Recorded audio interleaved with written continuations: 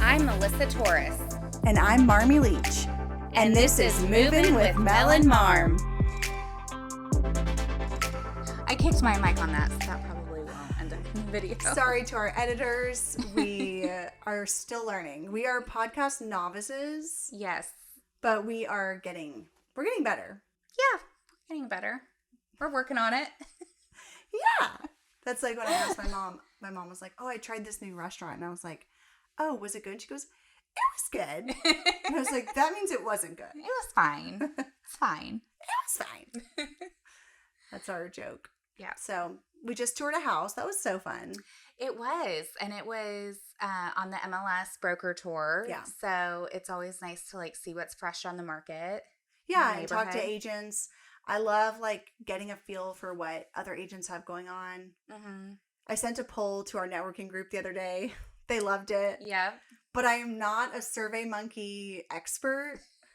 And I also realized after I sent it, like, nobody sends polls through SurveyMonkey anymore. I don't think I've received a SurveyMonkey poll in a long time. I should have done it through, like, Google. Yeah, because Google is, like, everything is Google. You can do it, yeah. So I don't know why I just thought SurveyMonkey, but I think that's the elder millennial in me. Yeah, probably. Although, and we were listening to the podcast, the Toast podcast. Yeah. And hello, millennials. Yes. So it makes me feel right at home. It does. Although things change like when you're younger. So maybe it's things true. were changing for us really fast. And then we like pick a few things of our favorites. And like that's how we identify ourselves. Yeah. But being a millennial is fun. It was fun. I like our millennialisms. Mm-hmm. Like saying, what are millennialisms? Oh, I'm not very up on like pop culture. Yeah. So don't ask me. I think saying like dog mom or okay. Like but first coffee. Okay. Things like that. Keep calm.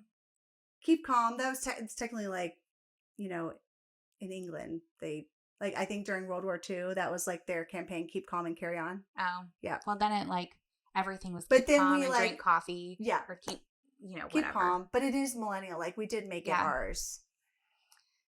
I don't know. I just can't keep thinking about like how Avril Lavigne has not aged a day. And like the preppy era and then the emo era and just all the things that shaped my adolescence. I loved my emo era. You had an emo era? Yeah, I did. Okay. It was fun. I need to see pictures of this. I listened to Death Cab for Cutie. But like, okay, you listened to the music, but did you dress emo? Yeah. I mean, everyone was shopping at, what was that store? I don't even know if it's still around. Not H&M.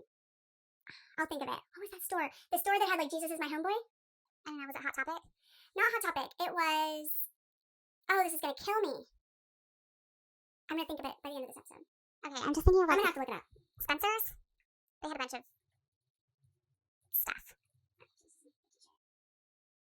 Original store. What was the original store?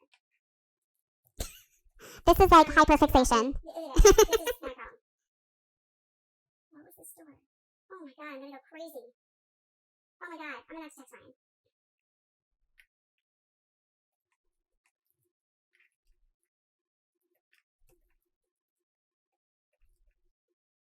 We also had like Getting Lucky in Kentucky shirts. Did you ever see that? No. It's driving me insane. I mean, Express just filed bankruptcy. I'm surprised. No, not Ryan said Spencer's. It's not Spencer's. I guess Spencer's, but Spencer's had all the like knick-knack stuff. Although they did have a few t-shirts, like, oh, I know, graphic tees. I know. What is it called? They used to have a store at Mockingbird Station on the corner. I have no idea. No idea. Urban Outfitters. Oh. Urban Outfitters. They're still around. They're still around. And Madeline shops at Urban Outfitters. Yeah. So I think that they, and like Express, have like evolved. Yeah, they've evolved. Yeah. They, we would drive to Cincinnati just to go to Urban Outfitters and Anthropology. And then we'd finish off the day at lunch at P.F. Chang's. Nice. So if that tells you anything. Okay, I will say I went to P.F. Chang's the other day and I was like, why did I used to love this place? It was like very underwhelming. It's disgusting. It's very underwhelming. I'm like, okay, I can eat this at home from the frozen bag and fine, but I'm not going to come and go out to eat at Like, Ep15 anymore. Yeah.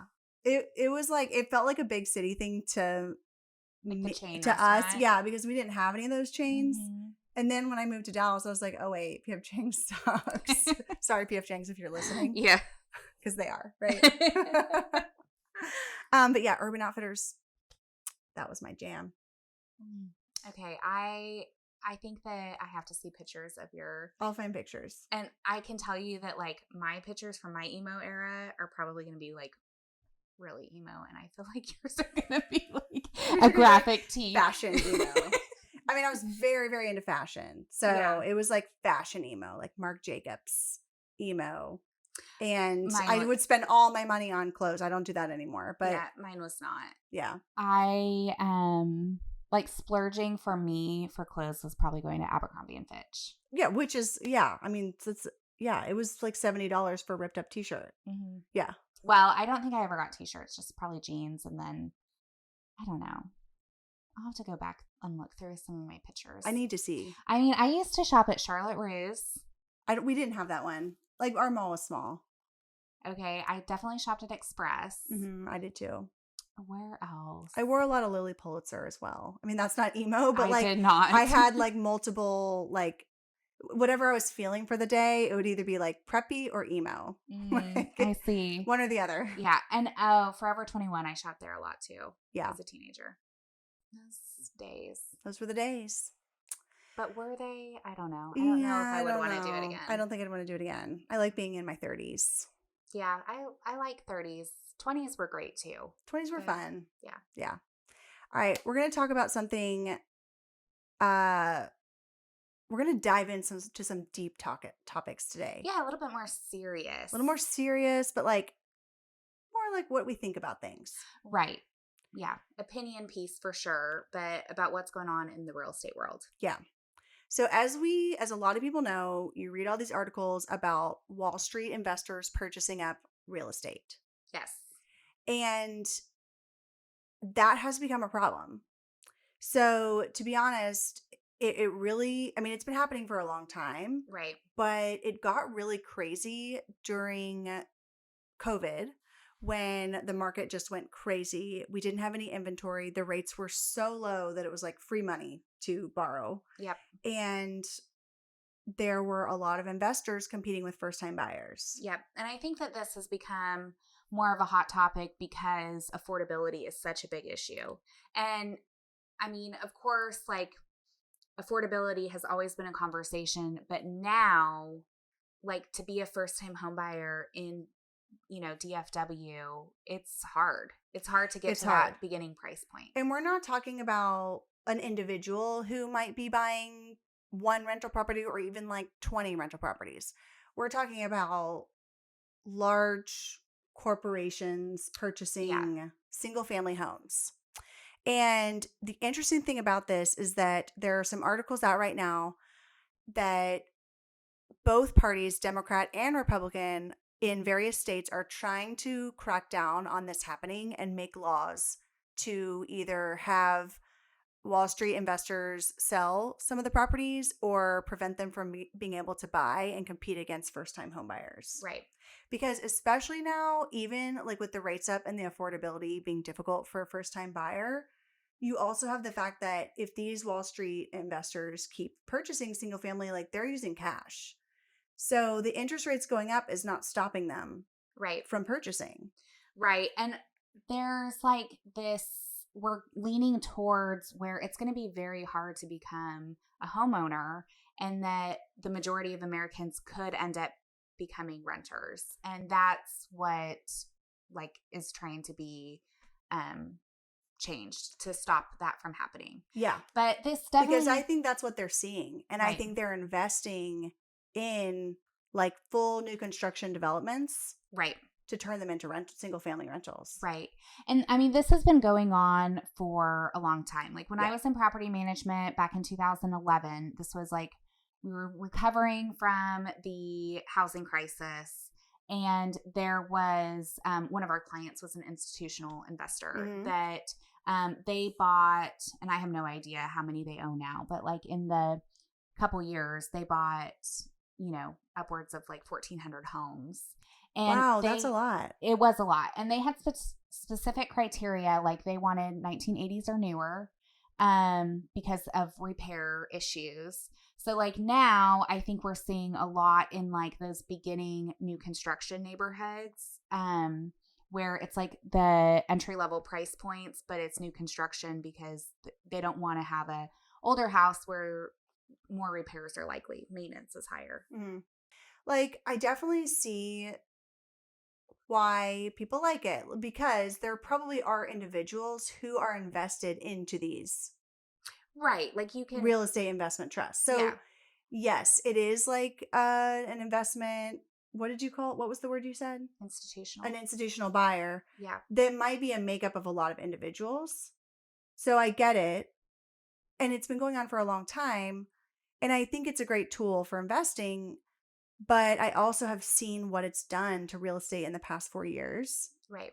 And the price increases we've seen just feel so crazy and like not realistic. And it just, I don't think that real estate's going down. Right. But I just don't, if we have random years like that where we see a 20% increase again, and that keeps happening, it is going to become a situation where people can't afford housing. Right.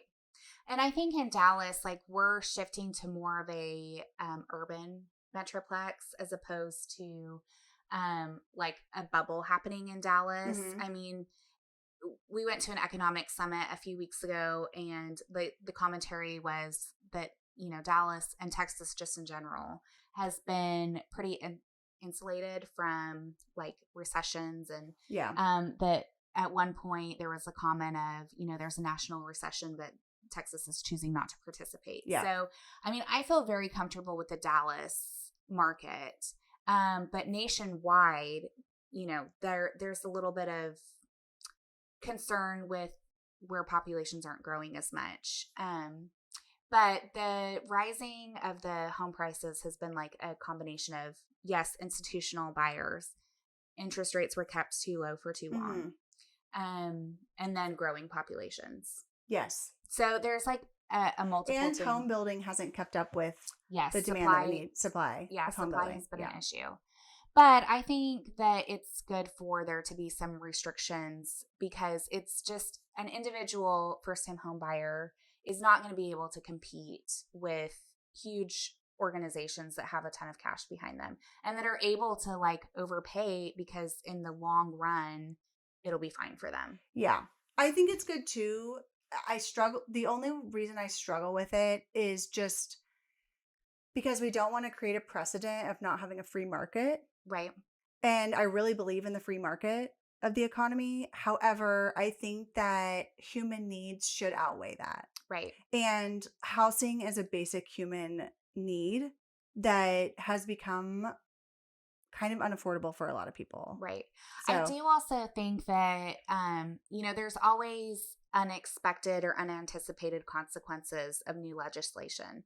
Definitely. And I think, yes, putting barriers on institutional investors to make it harder or more expensive, you know, through heavier taxation or whatever is important. But I think it's also important to have individual real estate investors in the market because we don't want to have the opposite problem of, okay, now we have a shortage of rentals.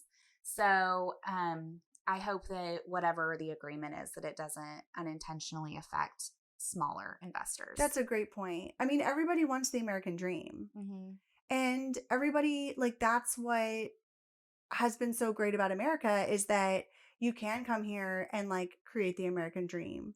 Like, in other countries, what you're born into is how far you'll go. Yeah. But here, you could be born into anything and you could create something out of yourself.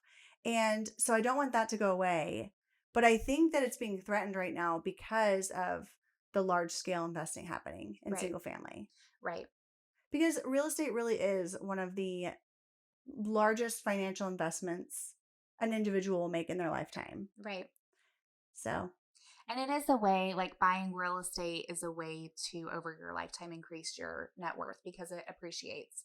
You know, when you're renting, and there's nothing wrong with renting. There's a time for everyone to Yeah. rent. So, and, you know, for people like, you know, even people with lots of money that don't want to deal with home ownership, like there's nothing bad about renting. But for people that want to buy, to be able to get that appreciation, it's important to be able to have that as an option. Yeah. And it's conservative too. Like year over year, the average appreciation is not as high as like the index 500. Right. But it's just a conservative thing to do. And you have to pay to live somewhere. Right. So, you know, if you can make the numbers work, you might as well pay towards principal. Yep. If you can. So it's important to protect, you know, the ability to become a homeowner. I agree. Great. Well, we will see you guys next time.